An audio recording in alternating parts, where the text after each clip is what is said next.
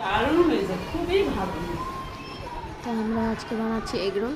সব কিছু প্রসেস করে তোমাদের সাথে শেয়ার করছি। পেঁয়াজটা আর লঙ্কাটা কেটে নেব, ডিমটাকে ফেটিয়ে রেখে দেবো এবং তারপরে একে একে আমরা ব্যাটারটাকে লাচ্ছিটাকে পাকিয়ে সেটাকে পরোটার রূপ দিয়ে সেটাকে সেঁকে সেঁকে একটা একটা করে রেখে দেবো।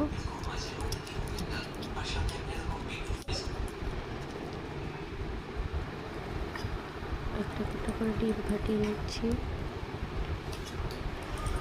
এটাকে আমি লঙ্কা দিয়ে ফেটাবো, লঙ্কা লবণ দিয়ে, তাহলে ভালো হয়। লঙ্কাটা তাহলে এক্সট্রা করে দেওয়া লাগে না, ডিমের সাথে দিয়ে দিলে খাওয়া হয়ে যায়। এরপরে আমরা একটা একটা করে পরোটা বানিয়ে নেব।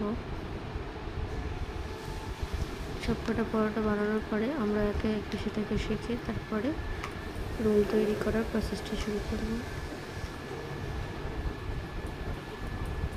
আর তোমাদের যদি আমাদের চ্যানেলটা খুব ভালো লাগে তো অবশ্যই কমেন্ট করো, জানিও কেমন হয়েছে। আর তোমরা এইভাবে বাড়িতে বানিয়ে সহজ উপায়ে এগ রোল বানিয়ে খেতে পারো। আর আমার চ্যানেলটিকে সাবস্ক্রাইব করে দিও এবং আমার পাশে থেকো। একে একে এবার আমরা পরোটাটা শিখে নেব। সবকটা পরোটা শেখা হয়ে যাওয়ার পরে ফেটিয়ে রাখা ডিমটা দিয়ে পরোটাগুলোকে ভালো করে কোট করে নেব। তো এরকম হালকা, আমি পুরোটাই তেল ছাড়া করছি, যেহেতু ডিম ভাজার সময় একটু করে তেল দেওয়া লাগবে, ওই জন্য আমি আর এক্সট্রা কোনো তেল দিয়ে পরোটাকে ভাজছি না। এর ফলে এটা নরম নরম থাকে, কোনো কড়া ভাব আসে না, খেতেও ভীষণ সফট হয় আর খুব টেস্টি হয়। একে একে আমরা সব অমলেটগুলো বানিয়ে পরোটাগুলোর উপরে দিয়ে প্রেশার দিয়ে জিনিসটাকে কোট করব। এটা ছিল আমাদের ডবল ডিমের এগ রোল। এক এক করে সবকটাই আমরা তৈরি করে নেব।